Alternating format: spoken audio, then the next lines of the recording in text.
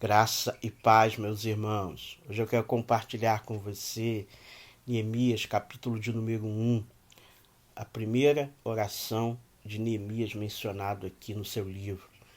Neemias era um homem de oração. Nós vamos testificar isso quando lemos o livro de Neemias, que era um homem que se colocava diante do Senhor, que buscava o Senhor diante de todas as circunstâncias que ele passava e enfrentava. E a Bíblia nos conta que ele era copeiro do rei, trabalhava no palácio, mas ele recebe a visita de alguém que vem de Jerusalém, porque um grupo já havia retornado de judeus a Jerusalém para reconstruir a cidade. E ele pede notícias acerca daquilo que está acontecendo lá em Jerusalém.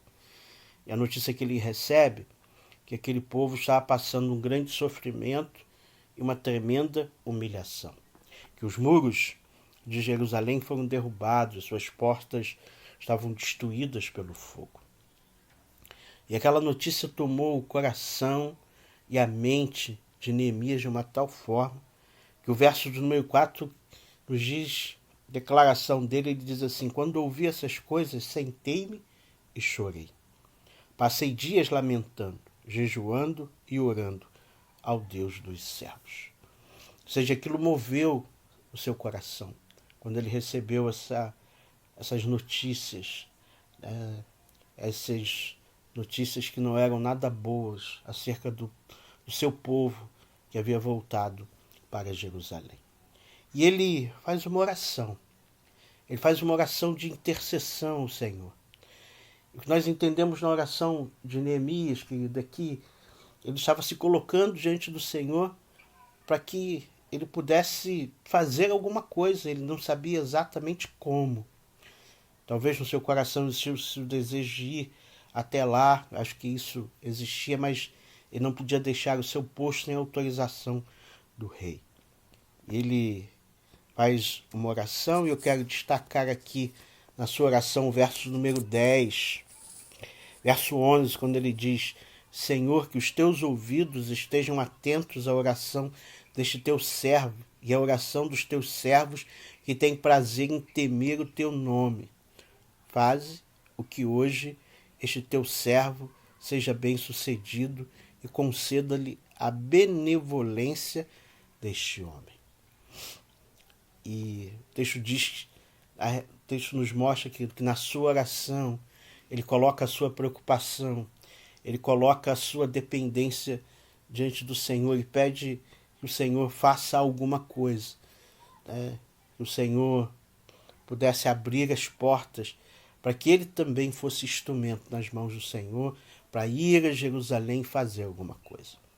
E o capítulo 2 nos conta que ele se apresenta ao rei para servir ao rei, o vinho, porque essa era a função dele.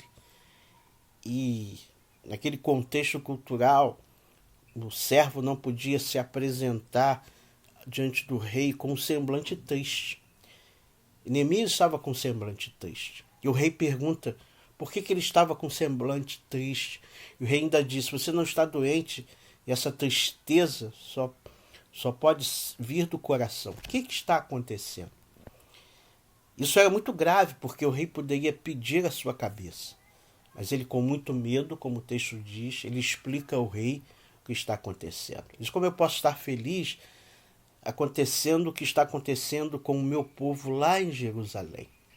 Por isso eu estou triste. E o rei diz para ele: mas o que você precisa? Você pode me pedir o que você quiser. E a partir daí, querido, Deus abriu portas. E ele teve a condição de ir até Jerusalém com o material que ele precisava, tudo que ele necessitava. Através do rei, as portas foram abertas. Mas, na realidade, nós vemos aí o mover de Deus. Como Deus ouviu a oração do seu servo, estava intercedendo ali pelo seu povo, preocupado com os seus irmãos. Querido, isso nos ensina que a oração, ela ela move nosso coração no sentido de orarmos pelo outro, né?